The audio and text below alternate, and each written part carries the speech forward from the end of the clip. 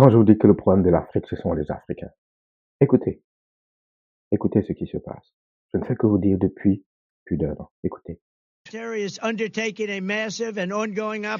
Nos forces militaires ont lancé une vaste opération pour empêcher ce régime diabolique de continuer sa politique. Nous allons détruire leurs capacités militaires, leurs missiles. Nous allons les oblitérer. Nous allons les annihiler. Leurs forces navales. Nous ne voulons plus que ce régime déstabilise la région et que leurs alliés puissent utiliser leurs bombes artisanales qui ont tué ou blessé des milliers de personnes, notamment des Américains.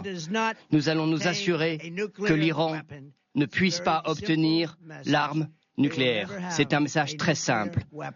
L'Iran n'aura jamais l'arme nucléaire. Donc, vous comprenez que, à un moment donné, il faut se dire les vérités. Ça fait des années, je vous prédis ça. Je vous dis que l'Afrique va être colonisée. Mais les gens, comme, oh, t'es pas professeur, tu es qui, blablabla. T'es pas professeur, tu es qui, tu connais quoi. Je vous dis que les complices de cette recolonisation, ce sont les Franklin Nyamsi, les Alain Foka, les Nathalie Yam, les Kémy Seba, tous ces panafricains, pseudo-panafricains, ce sont des complices de la recolonisation qui s'en vient. Je vous le dis, ils vont après vous expliquer que non, eux, ils n'avaient rien à voir là-dedans, ils décriaient ça. Ce sont des complices involontaires, par association. Parce que ces gens ont tellement éloigné les Africains de ce qui est fondamental, ils ont tellement nui au développement des peuples africains, ils ont tellement empêché les Africains de prendre leur propre responsabilité dans ce qui leur arrive et ont gardé ceux qui les écoutent à l'état victimaire. Et ça les a empêchés, ça empêche l'Afrique de pouvoir être prêt à jouer en fait le jeu d'échecs à l'échelle internationale pour sa propre liberté. Et c'est ça le problème.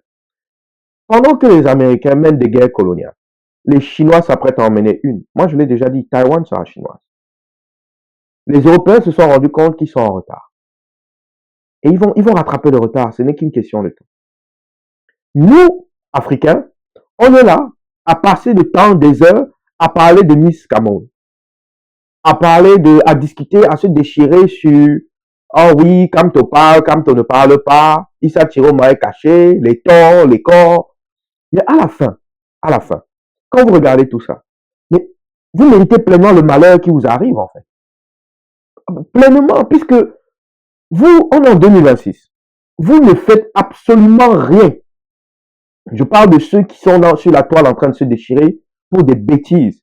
Vous ne faites absolument rien pour vous libérer ou pour libérer vos peuples. Rien de fondamental. Vous ne faites rien. Parce que quand vous perdez du temps à vous distraire, à vous séparer sur des détails, des banalités, des choses qui n'ont aucun fondement, vous avez la tête tellement dans le sac de vos problèmes personnels. Parce qu'en réalité, c'est des problèmes personnels que vous réglez. Ça n'a rien à voir avec les causes. Que vous ne regardez pas ce qui est autour de vous. Et vous ne regardez pas le danger qui vous guette. C'est pour ça que je suis très critique des aînés. Très critique des aînés. Les Américains ont commencé par le Venezuela. C'était une guerre coloniale. Ils ont kidnappé le président. Ils ont fait une guerre économique et un blocus militaire de Cuba pour pouvoir coloniser Cuba aussi. Là, ils s'attaquent à l'Iran. Et vous allez voir des gens dans des débats, oui, les Iraniens vont les battre. Mais on s'en fout.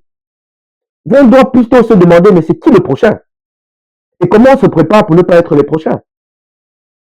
Donc, à la fin de la journée, on a beau tourner en rond, mais sincèrement, l'Afrique a ce qu'elle mérite. Parce que lorsque vous avez des gens, ceux qui sont sur la toile, là, qui sont là en train de perdre du temps à tout le monde, non, l'Afrique a ce qu'elle mérite. Maintenant, ce que je vous suggère fortement, c'est de vous focuser sur ce qui est fondamental. Ce qui est fondamental, c'est enlever le régime RDPC. Le président légitime, c'est Issa Chiroma. Peu importe que vous l'aimez ou que vous ne l'aimez pas. Il a été voté. Donc, il doit être à étudier. Par contre, le MRC doit jouer sa carte de contre-pouvoir. Le MRC doit jouer, Maurice Kamto, ils doivent jouer leur carte de contre-pouvoir. On tourne en rond. Mais je peux vous prédire que l'issue finale sera soit Tiroma président, Maurice Kamto vice-président ou premier ministre. On va retourner exactement dans le paramètre des années 60, post-indépendance ou directement sous Aïdjo.